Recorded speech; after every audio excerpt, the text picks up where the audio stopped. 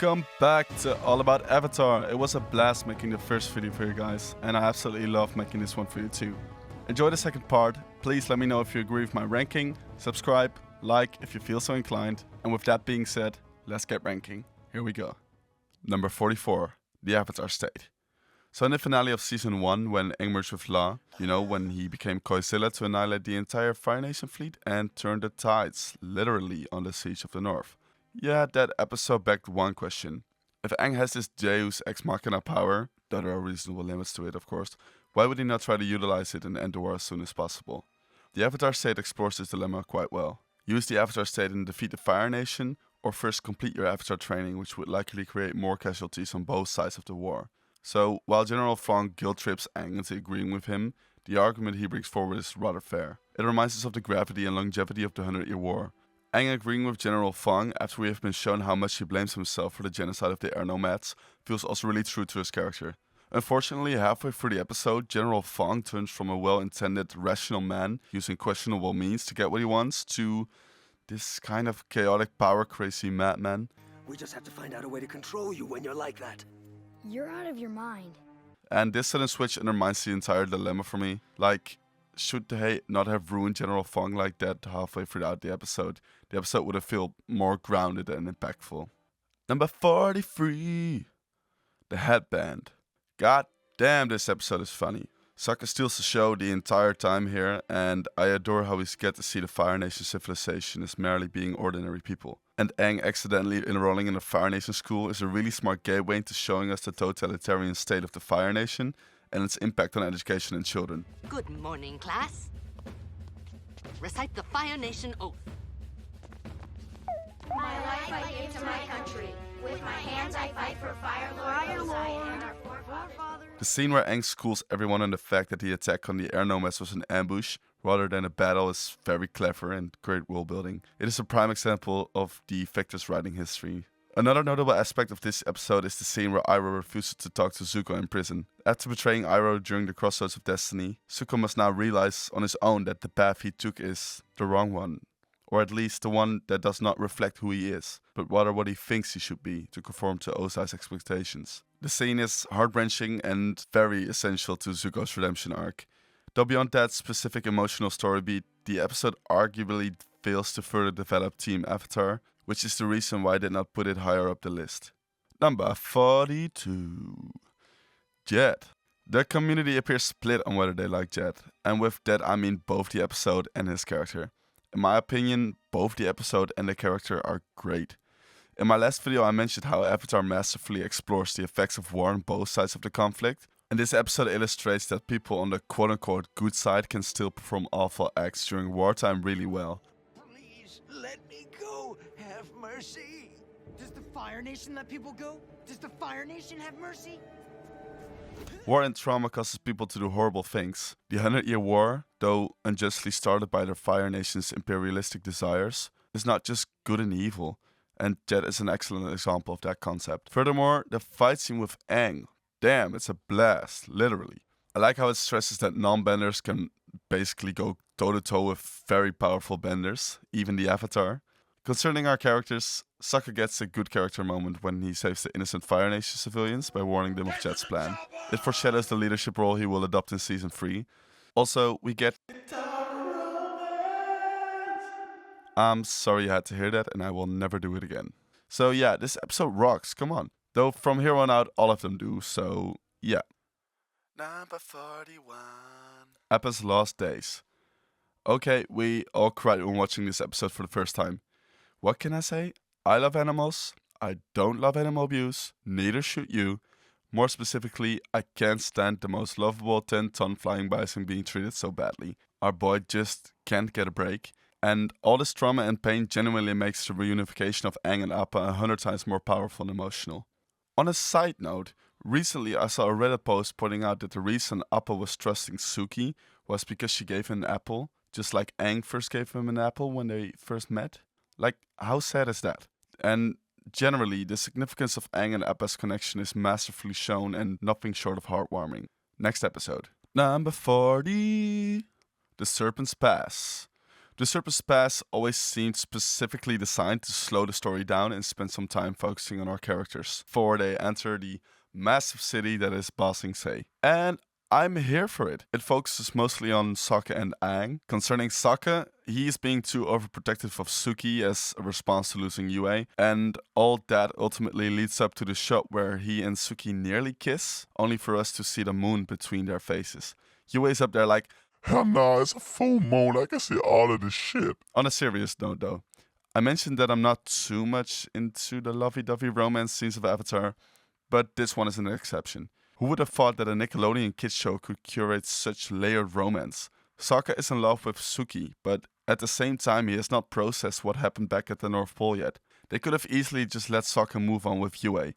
But no, they added this extra layer to deepen his character, and I appreciate that. Aang is going through his own process, trying to deal with losing Appa, and here too Aang's character is deepened. One could argue, well, this is also not true to Aang's character. But in contrast to Bath of the Water Tribe, or say the Great Divide, Aang turning to his quote-unquote dark side here is properly grounded by his loss of Appa. Even though we don't know him like that, it still feels real. The episode slowing down and letting Aang's pain resonate with us as viewers was a great choice in my opinion. Admittedly, Aang finding hope again when seeing a newborn baby at the end, and the baby being called Hope, is a bit too much. Looking beyond that, this episode is simply great. Number 39, The Waterbending Master.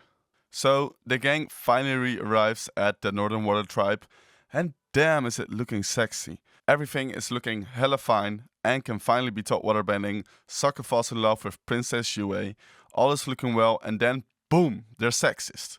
No teaching for Katara. Luckily, Katara takes this up pretty well. She's like, hell nah, I'll teach you sexist old man who's actually my ex-grandfather, but I will only find out later in the episode when I see your necklace. Okay. And yeah, Katara's power jump is noticeable. It feels like not long ago she was just getting the basics. Actually, she kind of sucked at that. And now she's going toe-to-toe with a high-ranking member of the White Lotus? Hell, probably even the best waterbender at that time. Now, while her evolution is a bit shaky, that does not take away from the fact that this fight scene is freaking awesome. And it makes up the not so great elements in this episode.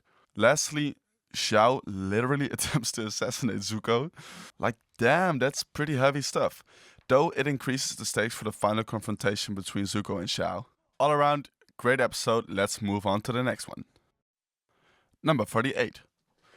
The Drill. The Drill is incredible from start to finish. It is a drill to watch. Sorry. Azula, May, and Ty Lee prove once again how scary of a trio they are. It is also lovely to see Aang do some earthbending against Azula, and the drill itself is quite a threat to the city of Ba Sing Se. Even though it looks like arguably, my only critique is this guy, who is just a dumbhead, no-brain guy. Considering how massively they depicted Ba Sing Se's grand wall and vast, intimidating yet beautiful city, it bothers me so much that they make the first general we meet a total wimp with no plan whatsoever to tackle the drill problem. Luckily, this pales in comparison with the action-packed greatness of this episode. Additionally, the subplot with Jet meeting Zuko and wanting him to join the Freedom Fighters, only to find out through Iroh's tea addiction that they are firebenders. That stuff is truly engaging. Zuko and Jet have such an interesting dynamic. They feel similar, but also entirely different at the same time. Like, both have faced trauma and have been walking the wrong path for a long time, trying to find it back. Yet, Jet despises the Fire Nation, and Zuko is still on his path to conform to the expectations of his father and his nation as the Crown Prince. If only Jet would not have died. It was really unclear. Perhaps then they could reconcile and find out that the source of their trauma is one and the same. All around, great episode, great action, great subplot. Number 47, The Blue Spirit. The Blue Spirit sets up the potential of the relationship between Zuko and Aang really well. The fight scene is engaging, the Blue Spirit mask is cool, go read the origins of the Blue Spirit mask in the comics, it is worth it. For most of the episode, you're not sure whether the character's intentions are sound, and at the end when it is revealed that The boulder that Zuko is behind the mask? Actually, we still don't. Frankly, it is rather obvious that the one behind the mask must be Zuko,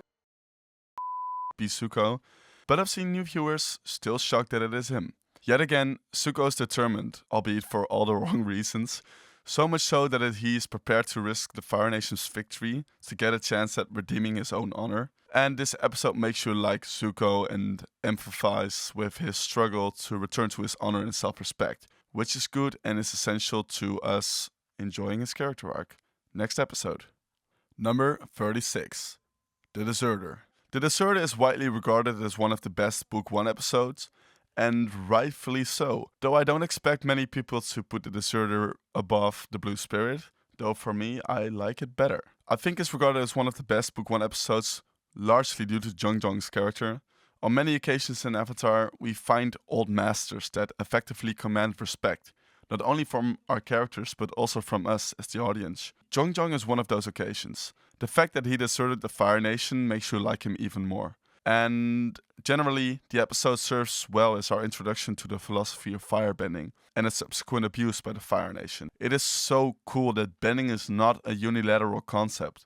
Different cultures and people approach bending in different ways. It is philosophy, and I love when the mental side of bending is emphasized. In addition, I love how it sets up Aang's understanding that Zuko is destined to be his firebending teacher. Both characters come to understand the power of firebending and the damage it can inflict if not properly controlled. On a final note though, Zhao is kind of dumbed down here to be a baddie without self-control. And he is looking angry. Look at him.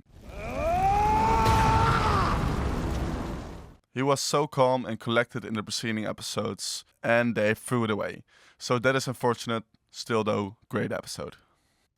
Number 35. The Spirit World Part 2 Avatar Roku. Many Avatar fans argue that The Storm was the first episode where they understood Avatar is more than a kid show. For me, however, it has always been The Spirit World Part 2 Avatar Roku. In the episode, Aang finally meets Avatar Roku, and their scene together is exhilarating. The show finally receives a concrete sense of urgency, with Roku explaining how Aang must master all 4 elements and defeat the Fire Nation before the arrival of Sozin's comet. Aang rightly expresses his fear of failing to master the 4 elements, only for Roku to expound, You can do it, Aang, for you have done it before. All this epicness comes to a climax when it is not Aang but Roku who emerges from the room and just goes full Avatar mode on everyone and everything. Love this episode.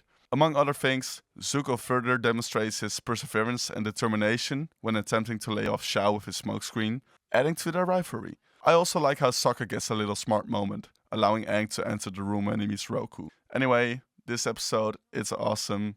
Go watch it again. Next episode. Number 34. The Desert. If there is one episode I deem truly underrated, it will be The Desert. There's so much pain in this episode. The gang is down badly. Having lost Appa, they're left in the desert, and you can feel the desperation in the group. Aang blaming Toph for Appa's theft is heartbreaking. Water has run out, and Sokka and Momo get high as shit. This is an episode where Katara's quote-unquote motherly nature shines. When all hope is lost, or you're stranded in a desert, goddammit, call Katara. She may be annoying at times, but damn it will she use her caring nature to get you out of that place. The desperate and hopeless tone culminates in Aang entering the Avatar state at the end. And again, who is there for him? You bet it. Katara. There is no happy ending either. Aang's loss and the gang's desperation are not resolved. No, the episode just ends there when Aang calms down and cries. In my opinion, they got the tone just right, making The Desert one of the most effective and saddest episodes in the series. Number 33. City of Walls and Secrets. The gang's arrival in Ba Sing Se is exciting all the way through. Wanting to get the information of the solar eclipse to the Earth King as soon as possible, the gang stumbles upon the Dai Li. These nice gentlemen that form the secret police tasked with protecting the cultural heritage of Ba Sing Se, of course. Now, the involvement of a secret police that illegitimately governs the city as a result of political manipulation by Long Feng is an awesome part of the world building and story writing here. The gang feels small in comparison to the threat and power of this corrupt political system. Avatar again nuances the sides of right and wrong, the Fire Nation against everyone else. As the capital of the Earth Kingdom, we expect Ba Sing Se to be an allied force to the gang's objective of ending the 100-Year War. Yet, what we find is a totalitarian state run by an elitist group concerned only with silencing any voicing of disorder or the existence of said war.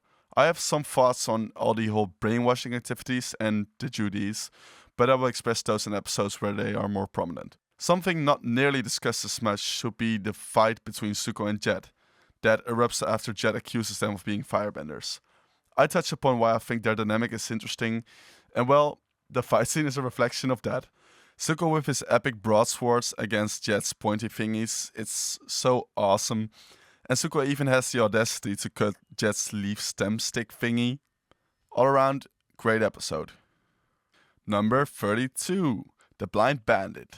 Now, Toph is a fan favorite, which is in large part due to her flawless introduction in this episode. I've rarely seen such excellent character writing in shows. Toph is instantly likable. We immediately know what she's about, and they get her character right from the jump.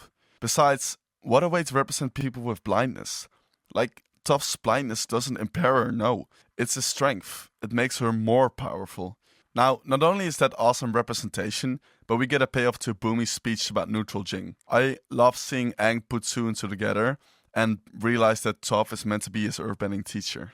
They nailed the comedy here too, with Sokka and the Boulder stealing the show. And of course, how could I forget the most essential character of the show, the one we all love, with the best redemption arc possible. Nation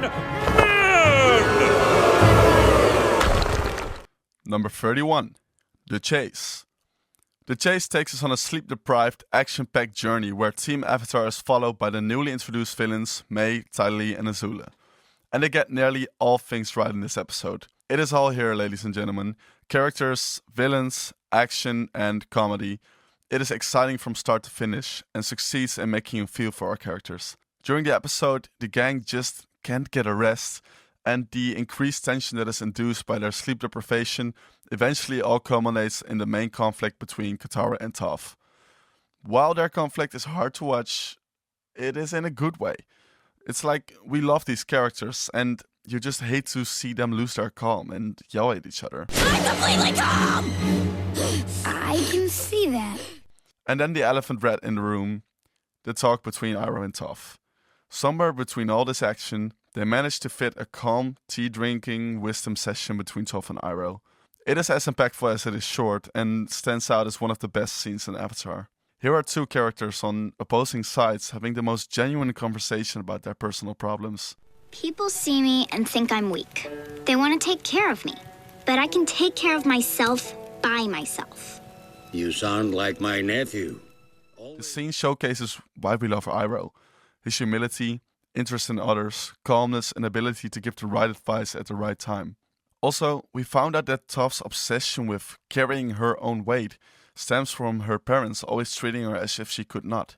And I'm happy they included that because not only does it deepen her character, but it nuances the spoiled brat side of Toph we see sometimes in the show, but especially here in the conflict with Katara. After the Mexican standoff where Iroh gets shot, the episode ends on a perfectly melancholic note, where Zuko refuses help from the gang, and the gang finally gets some proper rest. Great episode. Number 30, The Beach. The beach puts a spotlight on our villains as they take a forced vacation to Ember Island.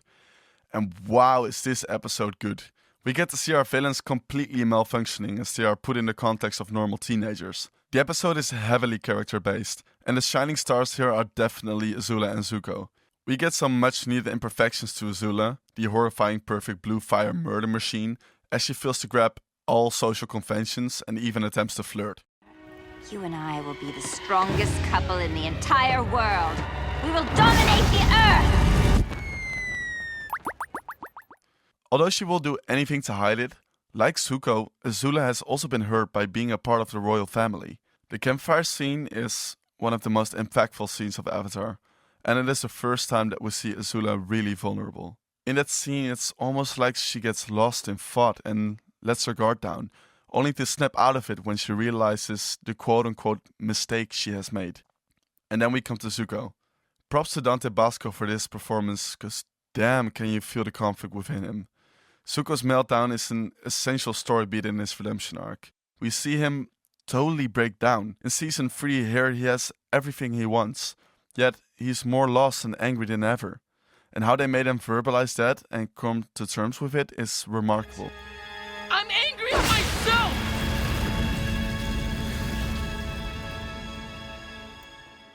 For both Zuko and Azula, the episode makes their fucked up childhood so apparent, and their complex relationship is a significant contributing factor to the greatness of this show. So that was it, everyone. The second part of this 4-part series.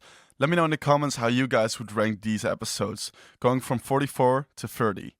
Also, please let me know, are you excited for the next video? Do you have any feedback? And subscribe, like others have done, to never miss the next All About Avatar video. See you soon. Have a good one.